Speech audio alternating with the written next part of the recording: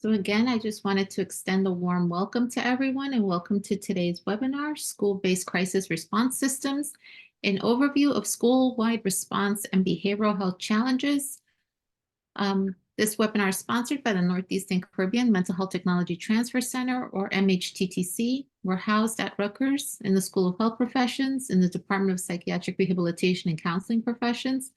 My name is Gati. I'm the project coordinator here at this center, and I'll be introducing our center and our webinar presenter today. Next slide, please.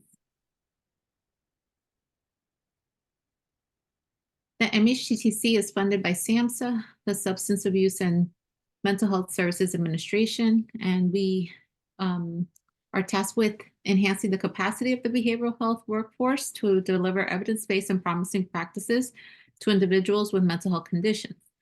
We offer training programs in evidence-based practices, wellness and recovery, school mental health, Hispanic and Latinx mental health education, and we also offer courses on online platforms such as Wellness Matters, IMR, Functional Thinking, and more. Next slide, please. Next slide, please. We also want to remind you that all of our training events, programs, including our technical assistance and or other resources are available to you at no cost. Next slide, please. If you're interested in staying up to date with the events and the products that our center is offering, we ask that you please sign up to receive our email communications, and you may do so by scanning the QR code provided on the screen. And I will also share a link to our listserv in the chat box.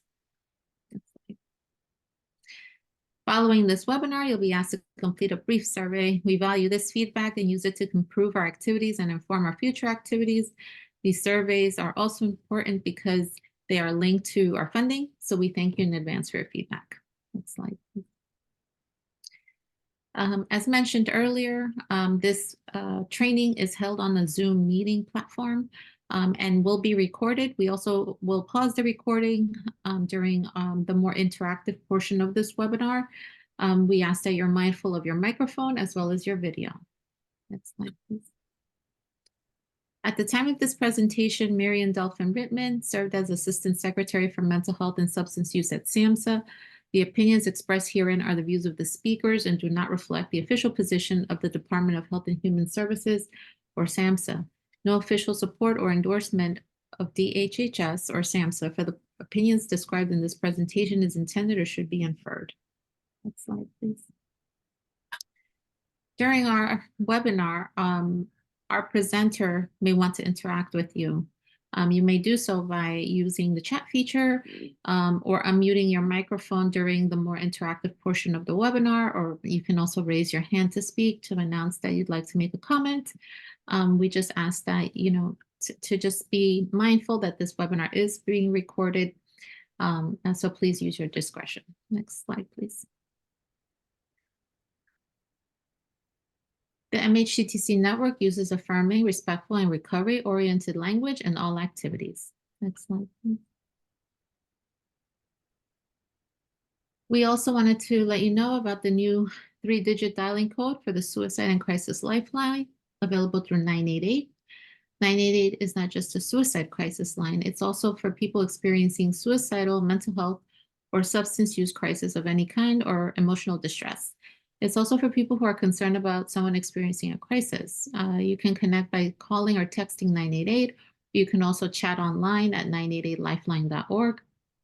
Calls, texts, or chats are responded to by a trained crisis counselor. Again, so we will begin our webinar portion for this morning. We have Tania Leonard with us today. Tania has over 20 years of experience identifying, connecting resources for schools, districts, and urban communities. She has a rich history working in the mental health field and education leadership, and has worked tirelessly with child servicing agencies at the city and state level. Tania has provided leadership, guidance, and coaching to schools. She's supported school teams with implementing evidence-based supports, responding to behavioral health emergencies, and managing the aftermath of school and community crises. Tania is committed to providing quality services to the most vulnerable populations. At this time, I just want to extend another warm welcome to everyone joining us this morning, and now we'll turn it over to Tania. Good morning, everybody. Thank you so much for joining us. Today, we will be talking about how to support schools around and during a school-based emergency or community crisis. So our objectives today are to define a serious incident, recognize possible barriers to school-based responses, understanding incident management guidelines, and how to positively engage with leadership or staff during an emergency, and then how to provide layers of support during and after a school-based emergency. So first, let's talk about what readiness and emergency management is. Districts include all staff. That includes students and parents, and everybody is responsible for creating safe schools, right? Districts should be committed to creating safe and positive cultures at each school, and that should be marked by their annual revision and updating of vital information packets or the readiness and emergency management school safety plan. I know that many districts may be represented here, and you may call those safety documents something different. But for the purposes of this training, we'll call it a safety plan or a readiness and emergency management plan. This plan should reflect current safety planning, any resources or needs and events that take place in your school. And when we combine these documents like a vital information packet, which kind of talks about who is in your building, what supports are around in your school community, and the actual safety plan, it creates a purposeful connection between academic achievement, physical safety, and psychological safety for your school community and neighborhood. Districts are required to provide a continuum of efforts to prevent, plan, and practice and prepare for a variety of potential incidents or hazards. And that could be anything that ranges from a fire drill to an entire neighborhood crisis, an explosion, a gas leak, or anything like that, right? School plans should be aligned with best practices and recommendations from Homeland Security, the U.S. Department of Education, state and local emergency management offices, any emergency responders, and public safety officials. We ask that school districts resolve to use general responses and practices outlined in the National Incident Management System and the Incident Command Systems, which can be found with Homeland Security and emergency management operations in your district or in your surrounding county or community. But it's important to make sure that you monitor and review and update those plans regularly. So when we define a school crisis, it is an event with the potential to disrupt normal functioning of the school environment. It could potentially cause physical or emotional harm to an individual or school community. And it might include, but definitely may not be limited to, loss of a student or a staff member, some community violence or disruption, a natural disaster, or any traumatic event that impacts student and community members. So at this juncture, before we take a deep dive into our presentation, my hope is that we're going to break out into smaller groups, and we are going to present each group with a scenario. And I would like for you to talk with your group members after you review your scenario and describe the steps you would take to respond and recover from the impact of this particular incident. I do want to provide a disclosure and just say that the scenarios that you'll be provided with are real school incidents, some of which have transpired in the past and have have had a police response. So the verbiage may be from, in some districts, we call them white paper reports, where the police the police provides a report and how it's distributed to the community at large. So some of the verbiage may be policey, but they are real incidents and they may be a little sensitive in nature that may include acts of violence or surround around a loss to a school community. So just, make sure to take care of yourself when you're taking a look at the scenarios. It may possibly be a little bit triggering.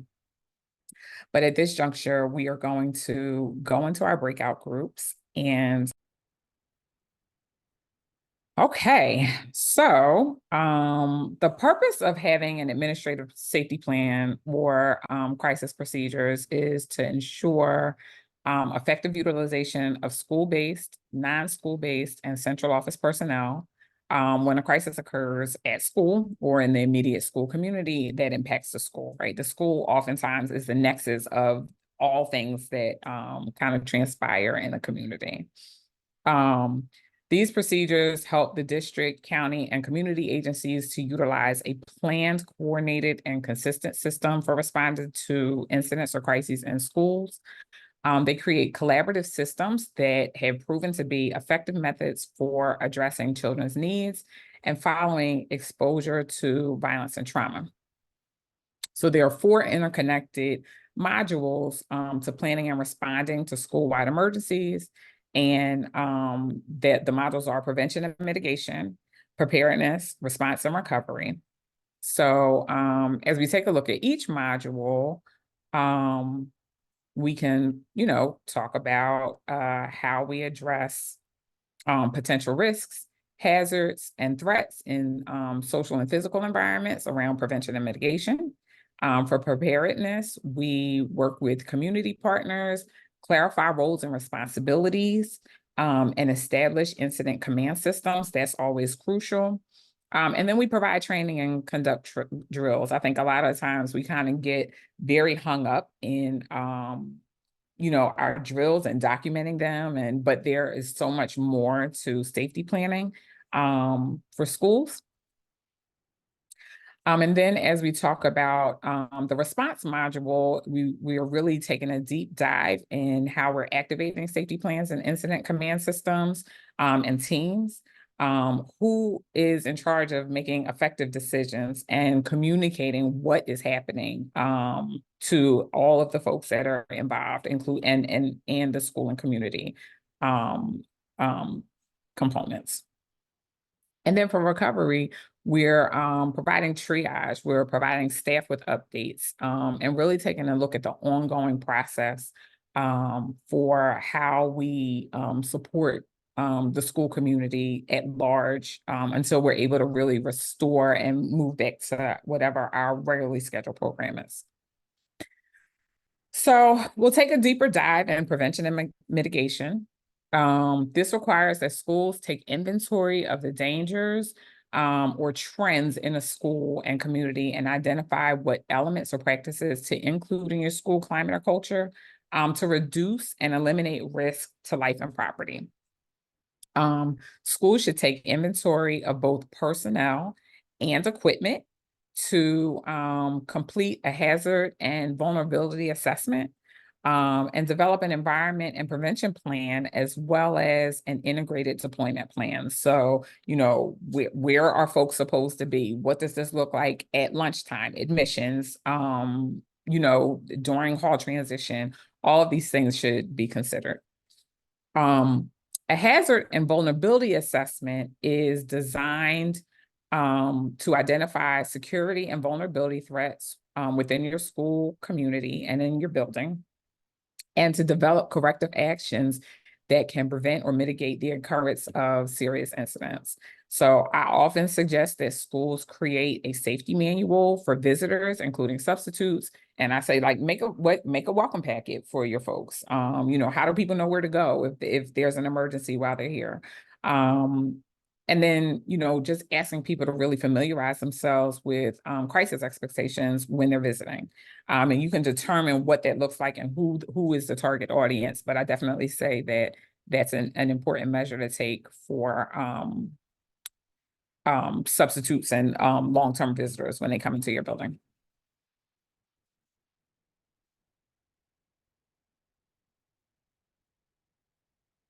Okay, so when we take a look at prevention through environmental design, it's a part of a larger hazard identification process, and it really includes you properly assessing your building and environment so it can lead to a reduction in crime opportunities, and promotes a positive school environment. So at the close of this training, you'll receive some recap information, and in that, I will provide you with a hazard and vulnerability assessment. This document can be a little bit intimidating. I will say it's very thick. And it actually allows you to do a vulnerability assessment for every corner of your building. It's usually done with a building engineer. It might be done with your school police. But it really takes a look at areas in which there can be holes in your safety in your building. If you have a door that people prop open all the time, that leads to a parking lot or anything like that, it really does a really good building scan, so that you can really be aware of areas where you might need to beef up some supports, or make some calls to the district for repairs or anything like that. So it really talks about, it takes a look at the entire school building environment. So during the prevention stage, it's important to review your district and school-wide expectations, ensure that all personnel are in compliance, maybe use safety or climate walkthroughs as a way to measure building-wide adherence. And then I would strongly encourage that you get the support of your administrative staff or your district level staff to kind of do walkthroughs to figure out if everything is kind of up to code, or if they see anything. It's very easy to be in a building and kind of get trapped in what you know about your building, and it's very different to have, it can be beneficial to have a different lens from folks if they come and do a walkthrough of your building. And then you utilize your safety team meetings to ensure that all measures meet expectations. All right, so the next module is preparedness. And we can say that a single incident has the potential to affect every student and staff member in your school building and community, including but not limited to your feeder pattern and the entire district. Going back to a major serious incident, I had a student who was very popular. He was a rising basketball star, and he collapsed or passed away around the time that prom was taking place. And he was slated to go on like a couple different proms. And there was, a really large citywide impact that we really had to hone in on and kind of figure out how we were going to provide supports. And it was, it was at the elementary school level. And then he had cousins at another school in another part of the district. And it just made it very, very challenging. So really trying to figure out who in the community is impacted and how to provide supports to those folks, and really clarifying roles and responsibilities to make sure that everybody kind of gets what they need. But despite everyone's efforts, mitigation and prevention is certainly, can really, an emergency or an urgent incident may occur.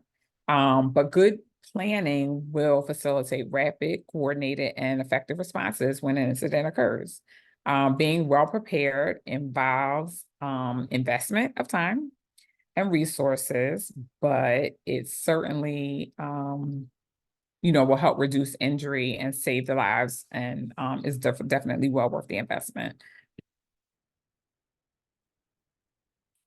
So as we walk through a task list under preparedness, how are you identifying your school safety team members, establishing and documenting emergency response protocols, taking a look at your vulnerable population planning, if you have students that some schools have multidisciplinary disabled students, and they have to kind of figure out how to get those, and you really have to strategically plan around those students. If you have students that are maybe have a broken leg or can't use the stairs, how do you plan for those students in the event of an evacuation or a building wide response?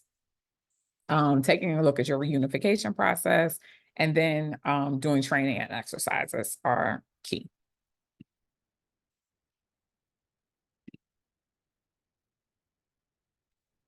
So as we kind of get into response refers to what steps we take during an incident.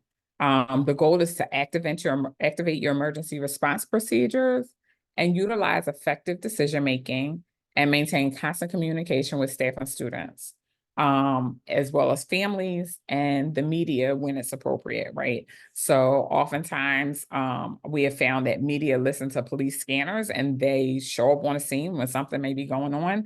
And we have to figure out how and who is going to be the appropriate person to communicate with those folks and what information that is appropriate to share. So do you have an incident command team and a system that you're utilizing, and really making sure that things are running as smoothly and as effectively as possible when you're in the middle of a response.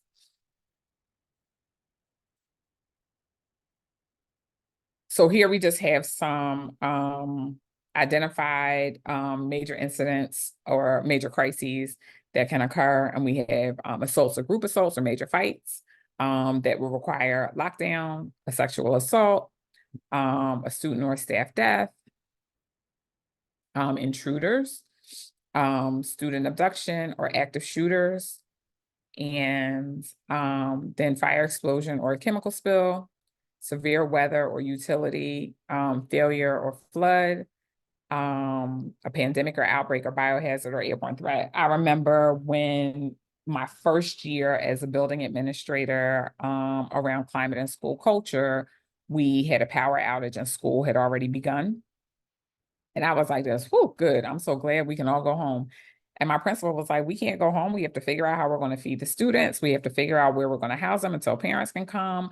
There's a power outage. We didn't have phones and all of these things. And none of that had ever occurred to me. And I was like, oh, I really need to hunker down and figure out what some of these incidents could be and how to support around those things. So as you are identifying what is going to work in your building, it's important to kind of revisit a checklist, make sure that you have an active communication plan, implement an incident command system, and then complete your emergency response and reporting protocols. Who do you need to share information with? What do your reports need to include? And then really documenting what the process was that you utilized, and then visiting how impactful it was. And where there were areas where you could improve.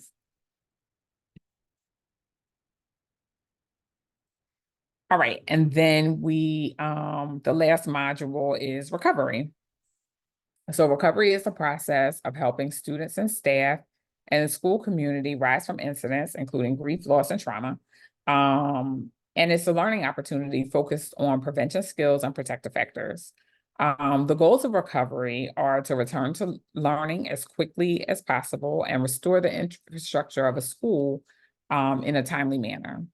The major objective of recovery is to provide a caring and supportive environment for the entire school community. And it's important to plan for recovery in the preparedness phase, so we can determine roles and responsibilities of staff and create a staff skills inventory. So is there somebody outside of the nurse or the medical department that knows how to use a defibrillator, who is CPR certified? Are they available? Maybe including a schedule in your plan so you can know who you can call on at a time. And then you're able to focus on the school building structure as well as people during the recovery stage. And each school should have a bank of resources to support the community at any given time.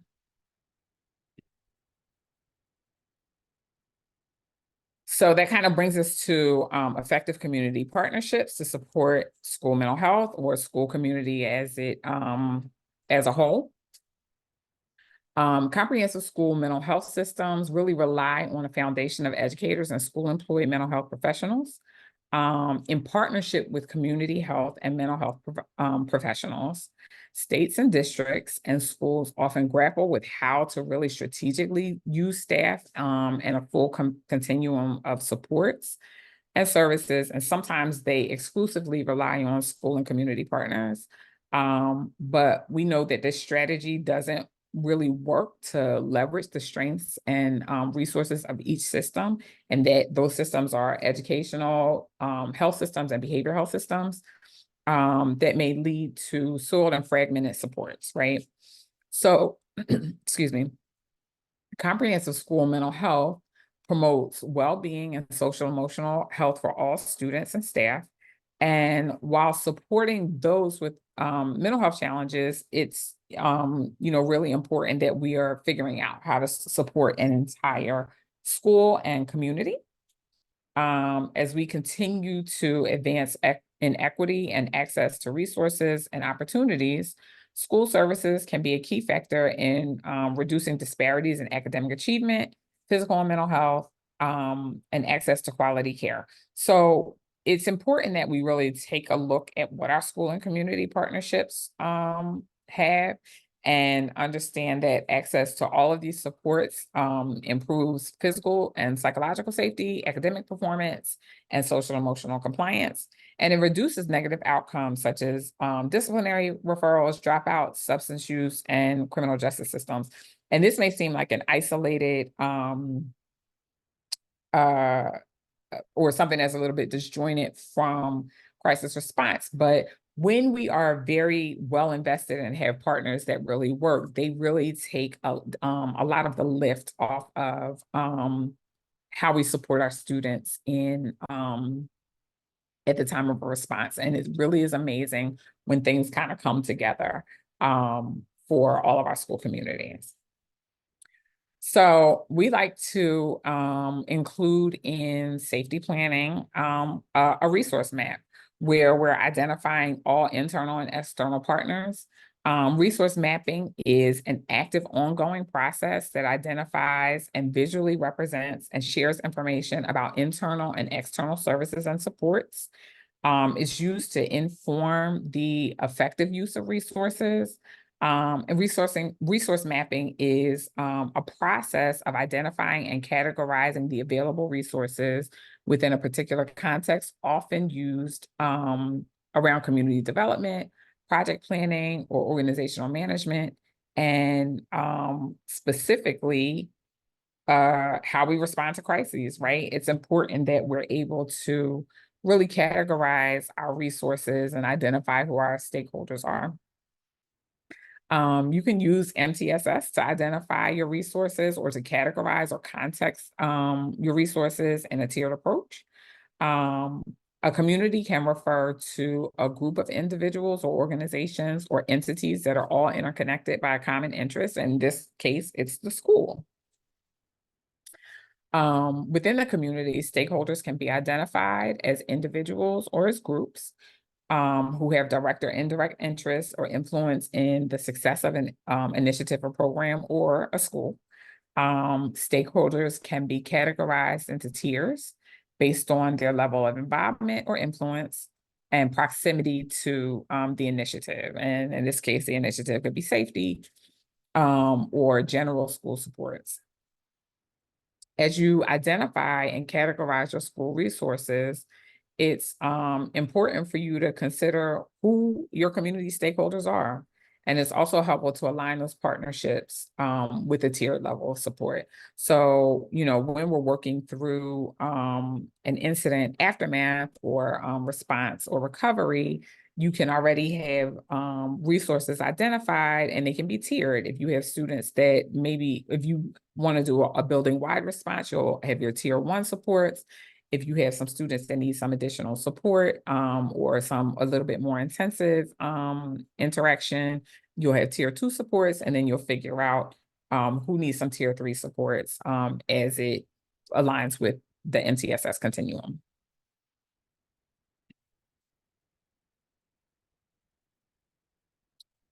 So as we're looking at this checklist, we are doing a damage assessment. We are considering how quickly school can return to normal and a standardized curriculum. And then we are making sure that we are reviewing lessons learned, and then we can reframe and reassess our prevention and mitigation efforts for the next time that we have to activate our command systems in order to respond. So there's some general guidelines around school-based incident management. And we can make sure that we're assembling the school crisis or safety team in accordance with your safety plan. And once the team is assembled, they'll carry out the remaining tasks. They will impact the incident notification procedures. They will brief or notify the school safety team, identify an incident command post, and then they'll review facts and incident specific or what we call sensitives, and then identify support. So like some of you were saying, you have identified space for students and parents to receive supports. You can refer to your resource map to identify appropriate supports for students and families or for the entire community. You can review your deployment plan and determine if adjustments are needed. And you can identify populations that are most likely impacted, including siblings, relatives, friends, classmates, teachers, and other school club activities that folks may have been involved in. And you'll develop a plan of communication and information, and that might include a classroom presentation that includes a script. And scripts can be very specific, and they can surround the facts as we know them. We can identify signs and symptoms of students when they're impacted by a tragedy. Allow questions and answers, and have agreed upon what is or isn't not to be disclosed before you're sharing information with that school population. Identify spaces where you go in the building to receive help. And then have a response team that is dispersed by way of classroom or roster, or, really figuring out where each team should respond and where their help is needed. Establishing space for counseling support, communicating scripted information to staff, and identify classrooms and impacted students where it's appropriate. And then assess the need for any additional classroom spaces, and assign support as appropriate. Someone should be available to facilitate referrals for students who are needing a higher level of support. And then at the close of the day, or when you are completing, however you're identifying supports for students, you can hold a debriefing meeting with team before the day's end. And after this response team has completed their assignments and returned to the incident command post, they can debrief with the incident commander and the school safety team, and then figure out what's going to happen for the reopening of school.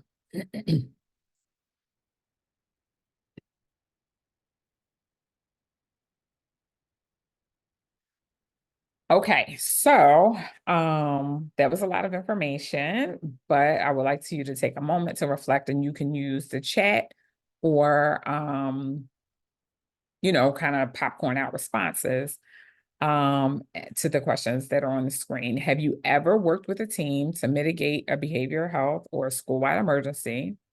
What did the situation look like? What went well, and what would you do differently looking back? So if you want to use the scenarios that we already discussed, or if you have a scenario that you have in mind, I would ask that you just popcorn some responses out.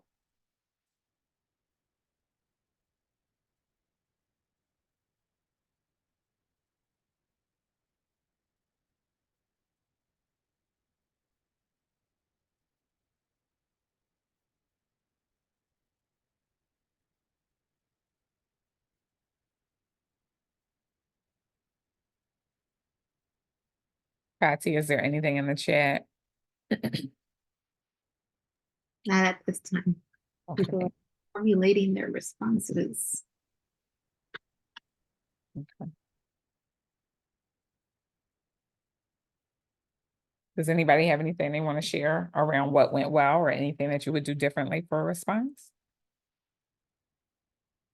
We have a response. Someone mentioned, yes, I have worked with the team behavioral health and it went well because the administrators had consistent, assertive, and concise communication with all staff. Very good. Thank you. Anybody else?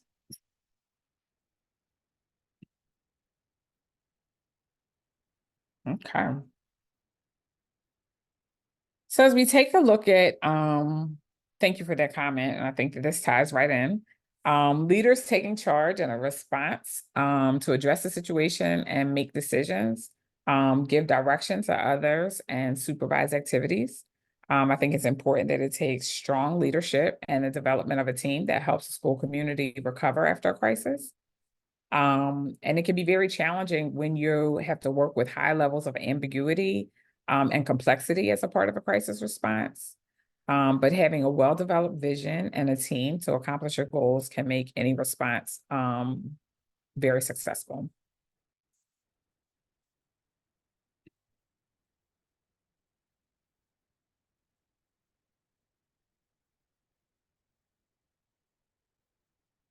So just a little bit on classroom scripts. I used to use a responding to rumors document because as we know, rumors can arise during the aftermath of a tragedy. When people under stress try to comprehend something that's shocking, oftentimes they speculate on why the tragedy occurred. And speculation seems to be a normal part of the reaction to a crisis. However, it tends to perpetuate rumors and add to the chaos of a tragedy. So when we're utilizing classroom scripts or scripts to share information, it's important that we stick to the facts as we know them. I'm sorry, there's a fire truck. And share them as the best defense against rumors. Keep staff informed on the current facts of a tragedy can help dispel rumors. And when new rumors arise, it's important to tell students and staff what you know to be true. If adults cannot immediately refute what the rumors are, they can find an appropriate resource to address the rumor as honestly and accurately as possible. It's also important that we normalize emotional responses and understand that they can range. And they can acknowledge, and then we can also acknowledge connection to previous losses and try to answer responses to questions as best we can.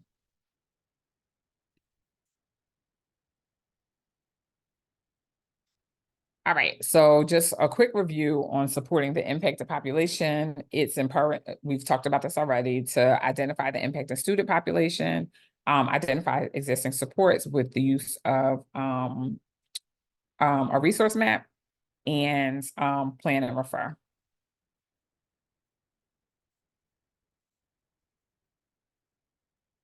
And at this time, I am going to share.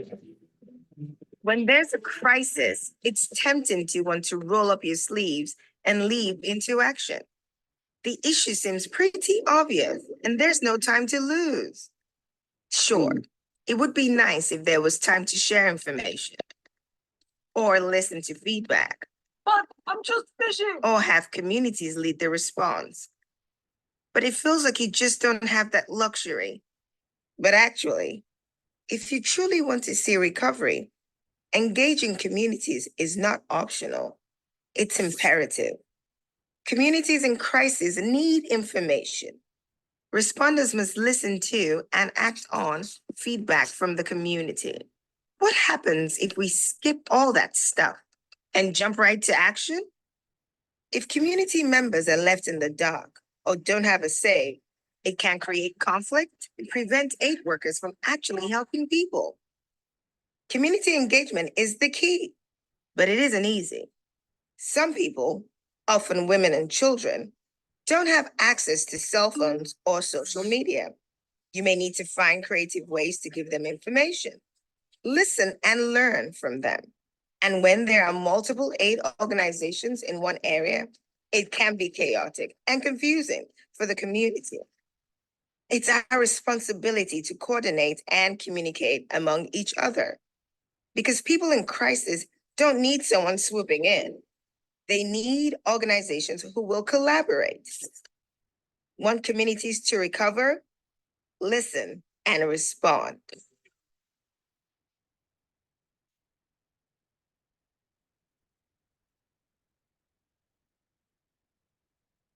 All right.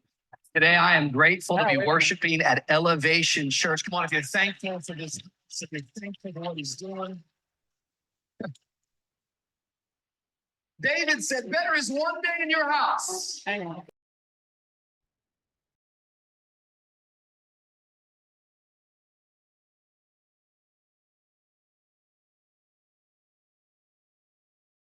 You're muted. Okay.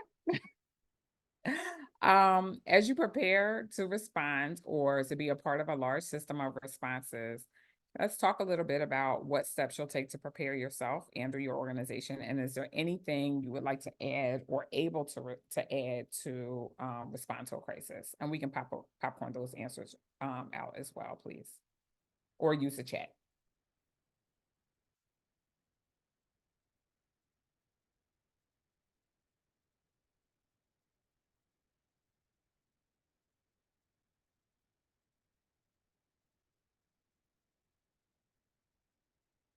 Has everyone here been a part of an incident command system?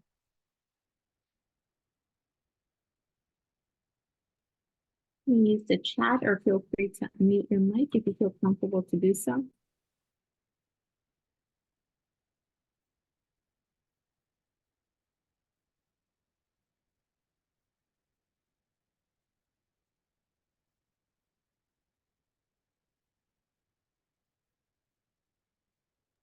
While people are preparing their responses to Mia, I have to just share that we did get some additional comments in the chat.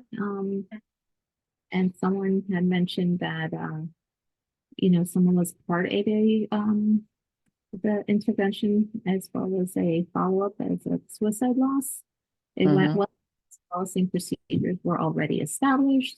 And someone also shared that they're a grad student that have not responded to an event, but they're thankful and enjoyed the learning. Very good, thank you. Okay. I think that it's important to note that even as we, crisis can appear very different in various different ways. And it's important to note that even sometimes things happen when we are practicing a drill. For students, things can go a little bit haywire and we may not necessarily be prepared for that, but how to appropriately respond.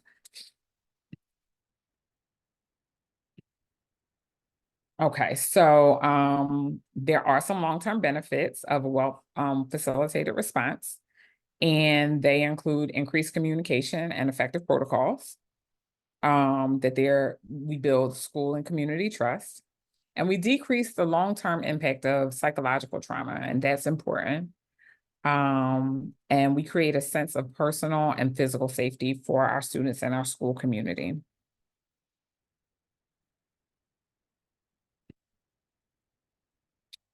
And at this juncture, I am prepared to take any questions if you have any.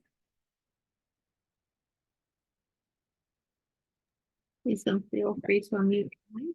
Yep. Thanks.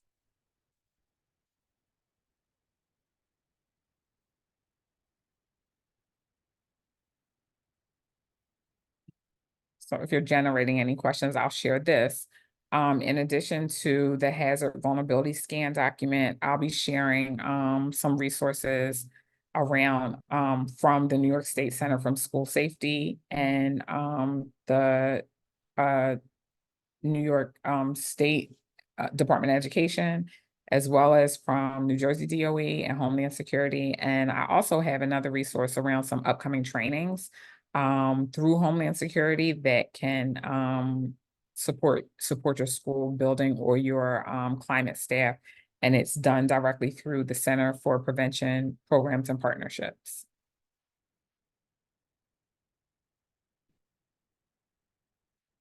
And at this juncture, that concludes the training component of this session. If you have any questions, you can feel free to drop them in the chat, or if you have anything else that you would like to share. In the meantime, we ask that participants complete a brief survey about today's training. And you can do that by scanning the QR code at the bottom of this slide. Thank you, Tania. Just wanted to also share that the link to the evaluation is also posted in the chat if it's easier for you to access it that way. Next slide, please. We also want to share with you our podcast channel, Toward Wellness and Recovery. We currently are featuring a series called Flourishing at Work, a helping plan for professionals. We believe you may find our episodes informative and useful in your work as well. Next slide, please. And if you missed either this webinar or a previous webinar, we have a library of products and resources available to you. You may access them on our main website, or if it's easier, you can also scan the QR code that you see on your screen. As mentioned before, a certificate of completion will be available to you within 7 days of this podcast, along with a link to our presenter slides and a link to the evaluation and a link to the recording, as well as any other supplementary materials Tania mentioned you would send to the participants. So I will make those available to you. Everyone will receive that email. Again, thank you everyone for joining us today. Thank you, Tania, for providing a wonderful webinar. We appreciate your participation. We also appreciate your very active participation in the breakout groups, as well as sharing what you had discussed in your small sessions. Thank you, Tania. Do you have any words for our participants? Thank you very much.